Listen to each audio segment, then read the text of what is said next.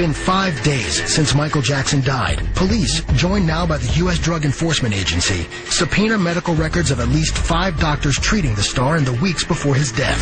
It isn't just Dr. Murray who might be implicated here. Michael Jackson had doctors all around the world prescribing different medications in different aliases. Some of the aliases include Josephine Baker, Omar Arnold.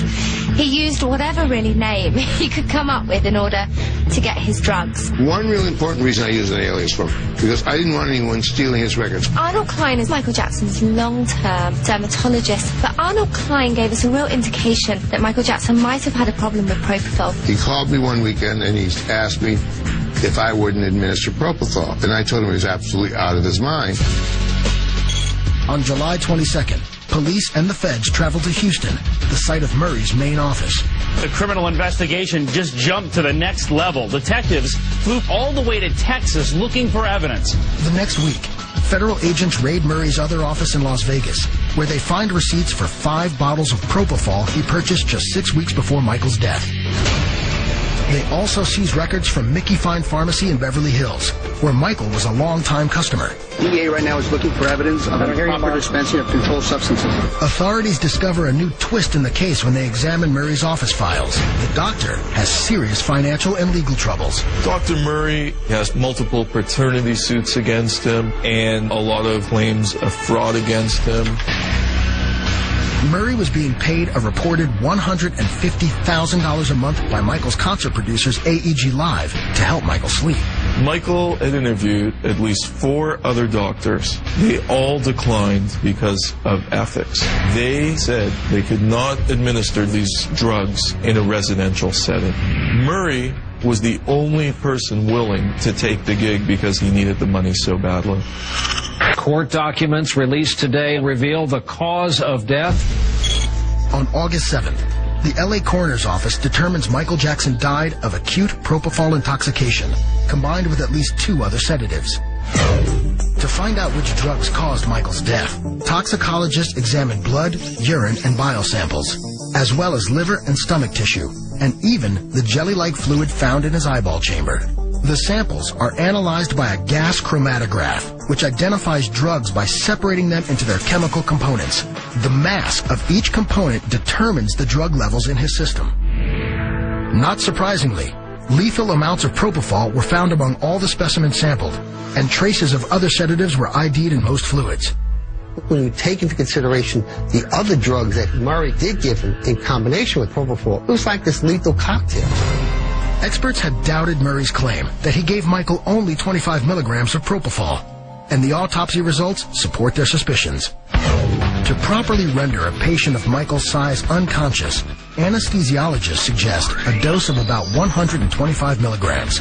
The 25 milligram amount Dr. Murray says he gave Michael wouldn't even knock out someone half his size. In my experience, 25 milligrams in a man Mr. Jackson's size, even in the presence of these other medications, would not have been sufficient to make him unconscious or develop respiratory failure. On August 18th, Dr. Murray releases his first and only statement via YouTube. I have done all I could do. I told the truth, and I have faith the truth will prevail.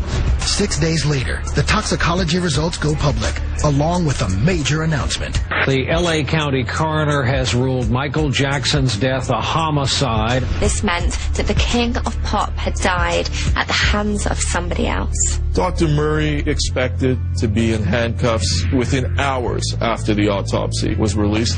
Murray was shaking in his boots. Coming up, criminal charges loom for Dr. Murray. Next, on Famous Crime Scene, Michael Jackson.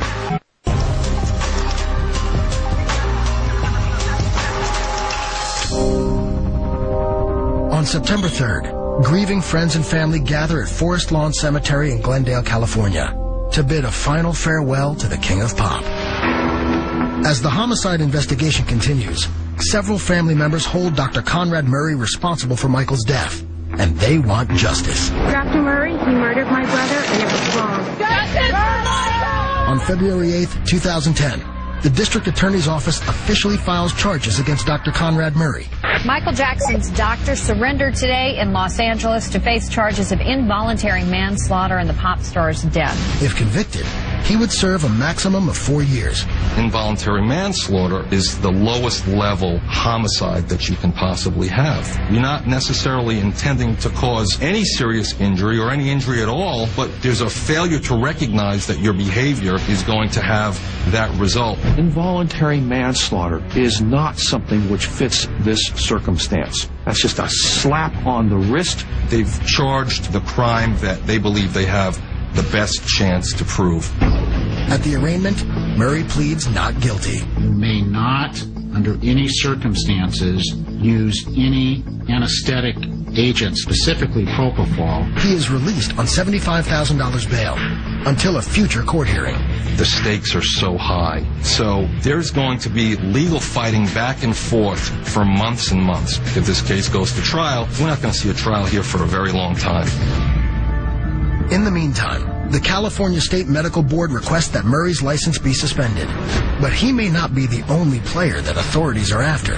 The doctors who gave Michael Jackson lots of different drugs, and particularly the ones who gave it to him using his alias, they certainly have a real possibility of being indicted. Michael's death is proving to be just as controversial as his life. But that will never overshadow the legacy he left behind. On one hand, you can look at Michael Jackson's comeback as sort of dying on the day that he died. But really what happened was his comeback began. The record sales were unbelievable. In the summer of 2009, you just heard Michael Jackson songs playing everywhere. So he got the comeback. He just wasn't there to witness it himself. At the end of the day, the music and the dance, that's what will live on. But Michael Jackson's no longer with us, and that's the saddest part.